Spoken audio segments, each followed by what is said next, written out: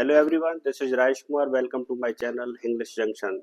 Dear friends, today we shall discuss about transformation. First of all, I would like to define transformation. To transform a sentence is to change it from one grammatical form into another without changing its real meaning. Transformation का मतलब होता है रूपांतरण। इसका अर्थ है कि किसी एक वाक्य को ग्रामेटिकली चेंज करके दूसरा रूप प्रदान कर देना ट्रांसफॉर्मेशन कहलाता है, रूपांतरण कहलाता है।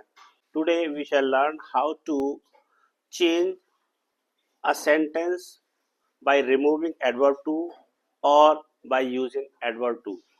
तो सबसे पहले जानते हैं कि adverb to का मतलब क्या होता है। adverb to indicates something is more than required or suitable। adverb to से किसी गुण की अधिकता प्रकट होती है और वही गुण उस वाक्य में उसके दोष का भाव प्रकट करता है। Dear friends, this video is going to be very useful for the student of 11th and 12th class and graduation level, so stay with me till the end of the video. Let us begin. सबसे पहले जानते हैं how to remove adverb to। Dear friends, जिन नियमों का पालन करके आप adverb to को हटाते हैं उन्हीं नियमों को वापस लगाकर आप adverb to का यूज कर सकते हैं। जब आप adverb to को हटाएंगे तो हमें क्या क्या चेंजेस करने पड़ते हैं। एडवर्ब टू के स्थान पर हमें सो लाना पड़ता है।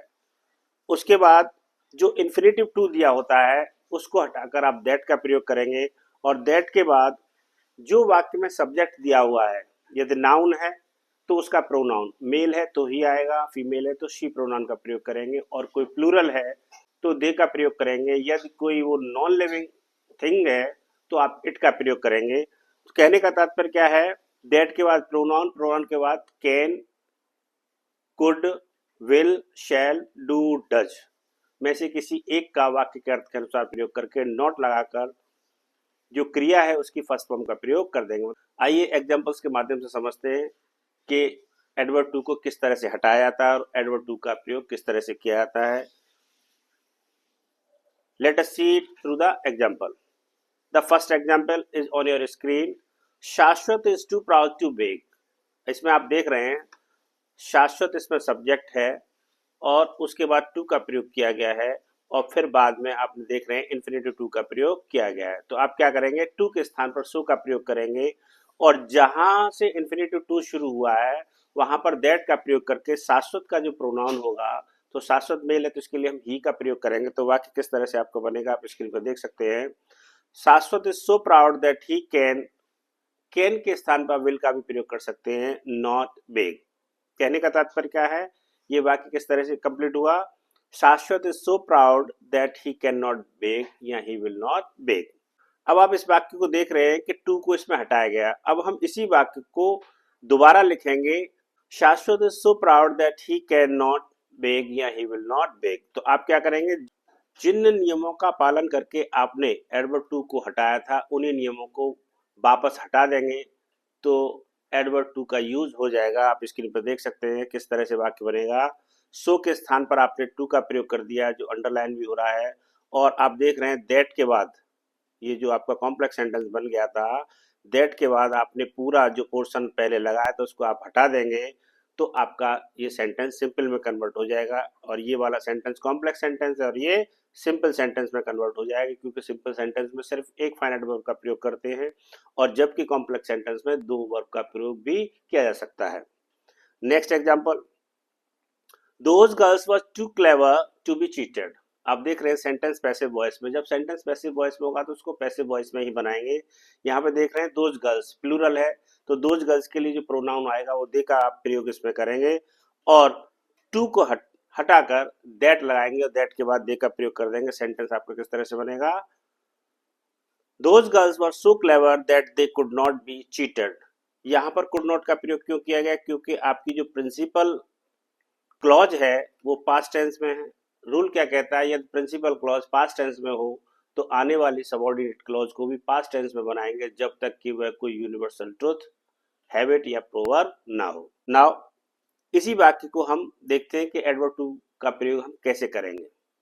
Those girls were so clever that they could not B cheated. आप देख रहे हैं सेम वाक्य मैंने रिपीट किया है यहाँ पर।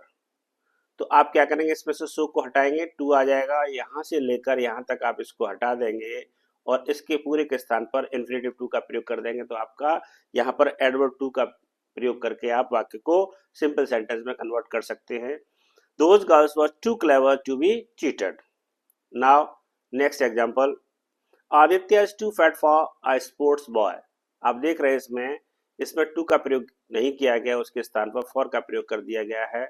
इस टू को हटाएंगे तो क्या आ जाएगा, सो आ जाएगा। वाक्य किस तरह से बनेगा आपका, Aditya so fat that he can not be a sports boy. He किसके लिए लगा दिया आपने, आदित्य के लिए लगा दिया। Now next example, Kavita was too selfish to be a friend. आप देख रहे हैं इस वाक्य में कविता के बाद वॉज का प्रयोग किया गया, मतलब आपका वाक्य पास्ट टेंस में है। तो इस वाक्य को किस तरह से बनाएंगे, टू के स्थान पर आप सो का प्रयोग कर देंगे और इन्फिनेटिव टू को हटाएंगे तो वही दैट के बाद कविता के प्रोनाउन को ले आएंगे। कविता का प्रोनाउन क्या होगा, सी। तो किस तरह से वाक्य आपका बनेगा, Kavita was so selfish that she could not be a friend.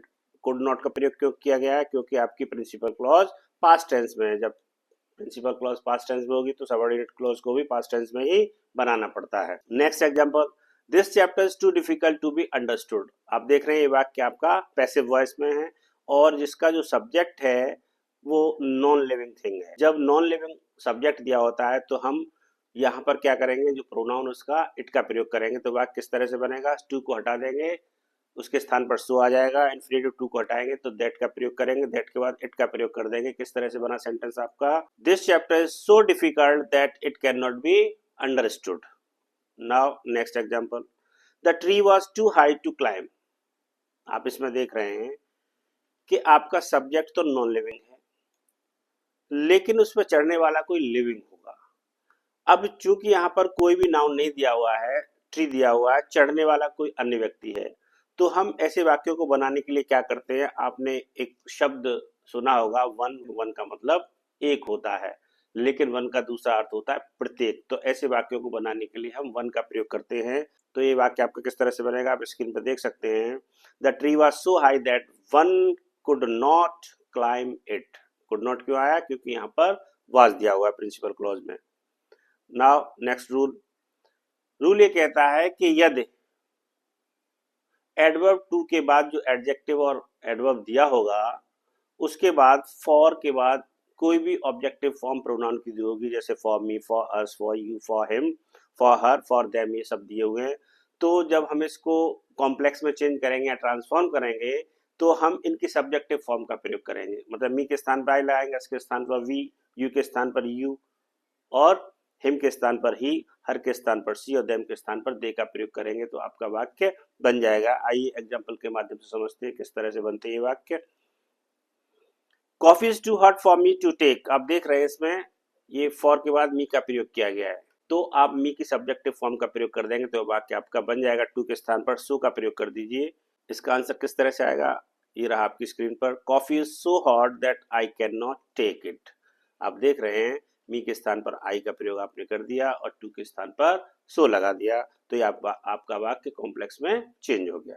Now next example, the river was too wide for them to cross. आप देख रहे हैं इसमें फॉर के बाद देम का प्रयोग किया गया, देम की सब्जेक्टिव फॉर्म क्या होती है, दे। तो आप इस वाक्य को जैसे ऊपर बनाया उसी तरह से बना देंगे। किस तरह से बनेगा, the river was so wide that they could not cross it. It का प्रयोग किस लिए किया गया, रिवर के लिए किया गया और कुड नॉट क्यों आया, क्योंकि आपकी प्रिंसिपल क्लॉज पास्ट टेंस में है। Now next rule, if only adverb two plus adjective अथवा एडवर्ब दिया हो तो आप देखें जो येलो कलर में एडवर्ब टू दिया है इसी को हटाते हैं। लेकिन उन वाक्यों को बनाने के लिए करते क्या है, जैसे कि आपने इससे पहले वाले एग्जाम्पल्स देखे उसमें दैट के बाद pronoun locker can not, could not का प्रयोग करते थे। यदि इन्फिनेटिव टू ना दिया हुआ हो तो वाक्य किस तरह से बनाएंगे, आप स्क्रीन पर देख रहे हैं। या तो आप क्या करें, एक्सट्रीमली का प्रयोग करें या एक्सेसिवली का प्रयोग करें और उसके बाद एडजेक्टिव और एडवर्ब का प्रयोग कर देंगे, आपका वाक्य बन जाएगा। तीसरा तरीका क्या है, पहले एडजेक्टिव या एडवर्ब में से कोई एक, उसके बाद बियॉन्ड द प्रॉपर लिमिट का प्रयोग कर देंगे, तब भी वाक्य आपका कंप्लीट हो जाएगा। आइए एग्जांपल के माध्यम से समझते हैं। पहले नीचे वाले फॉर्मूला के हिसाब से वाक्य को बनाते हैं। The weather is too cold. आप देख रहे हैं इसमें इन्फिनेटिव टू नहीं दिया हुआ है, तो आप इस वाक्य को किस तरह से बनाएंगे? The weather is cold beyond the proper limit. और दूसरी तरीके से कैसे बनाएंगे? जो आपको स्क्रीन पर पहला फॉर्मूला दिख रहा है उसके अनुसार इसको बनाएंगे। किस तरह से बनेगा? The weather is extremely cold. आप देख रहे हैं एडजेक्टिव बाद में आया है। और तीसरा तरीका क्या है? The weather is excessively cold. इस वाक्य को आप तीनों तरह से बना सकते हैं, तीनों ही आंसर सही है। Now next, Muskan is too intelligent not to solve all the sums. आप देख रहे हैं अभी तक आपने देखा होगा कि इन्फिनेटिव टू का प्रयोग किया गया था, यहाँ पर नेगेटिव का प्रयोग किया गया। जब भी नेगेटिव का प्रयोग होगा तो दैट के बाद वाला वाक्य आप एफर्मेटिव में बनाएंगे। किस तरह से बनेगा आइए देखते हैं। मुस्कान इज सो इंटेलिजेंट, चूंकि स्थान पर क्या कर दिया आपने? सो। और जो नॉट टू है वहां पर क्या कर दिया आपने? दैट। शी किस लिए लगाया? मुस्कान के लिए। मुस्कान का प्रोनाउन क्या होगा? She. She can solve all the sums. Thank you so much, friends. Now I will see you in next video with another new topic. Till then, bye.